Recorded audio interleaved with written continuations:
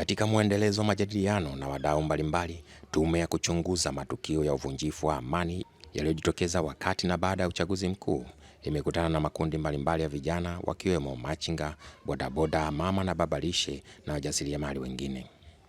Majadiliano hayo yamefanyika katika ukumbi wa Kilimanjaro, jengo la Benki Kuu, ambapo mwenyekiti wa tume hiyo, Jaji Mkuu Mstaafu Othman Chande, amewataka vijana katika makundi hayo watoe maoni yao kwa uhuru kwa kuwa kundi lao ni muhimu mno katika uchumi wa nchi. Ninyi ni watu muhimu sana kwenye uchumi, kwenye siasa yetu ya Tanzania na kadhalika. Kwa hiyo hapa tuko huru, kanyie muongee zaidi kuliko sisi tunasikiliza, lakini baadaye inawezekana tukawauliza maswali mawili matatu ili sasa kwenda kupata undani labda zaidi, tuwe mapendekezo ya kurudisha amani, kurudisha utawala bora, kurudisha haki za binadamu na kadhalika. Nao mwenyekiti wa bodaboda wilaya Ilala Zulkif Kimaro na mwakilishi wa vijana wa mtaani James Yusta wamepongeza tume ya uchunguzi kwa kazi wanayoifanya, huku wakiitaka kufikisha maoni yao kama walivyowasilisha. Ninayo furaha siku hii ya leo kuona namna gani ile tume ya uchunguzi ambayo imekwenda kuteuliwa na Mheshimiwa Rais Daktari Samia Suluhu Hassan inavyoendelea kufanya kazi zake, na ni kweli inaendelea kufanya kazi zake.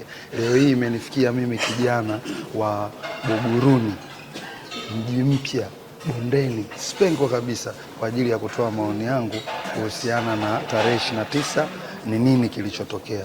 Kwa hiyo kimsingi tumechangia maoni yetu. Tunaamini serikali yetu ni sikivu, itakwenda kuona ni kwa namna gani inavyokwenda kutatua. Binafsi moja ya maoni yangu niliyochangia ni kwamba nimegundua na nimebaini baada ya tarehe 29 na kabla ya tarehe 29 Watanzania wengi na vijana wengi sisi hatukuwa na elimu ya uzalendo. Lakini kingine ambacho nilichogundua na kukibaini, nchi yetu kwa kupitia wizara yake ya afya iliongeze juhudi kwenye kuongeza na kuweka madaktari wa afya ya akili, psychological doctors. Hao wanakwenda kutusaidia katika kututibu sisi, kuondoa baadhi ya vitu.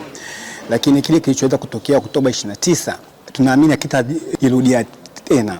Hivyo tume sasa, kama ilivyoaminiwa na mama yetu Jemedali Rais wa Jamhuri ya Muungano wa Tanzania, iweze kukusanya na maoni yetu sisi vijana, sasa sisi tunaoishi mitaani, sisi ambao tumeathirika kwa ukubwa sana.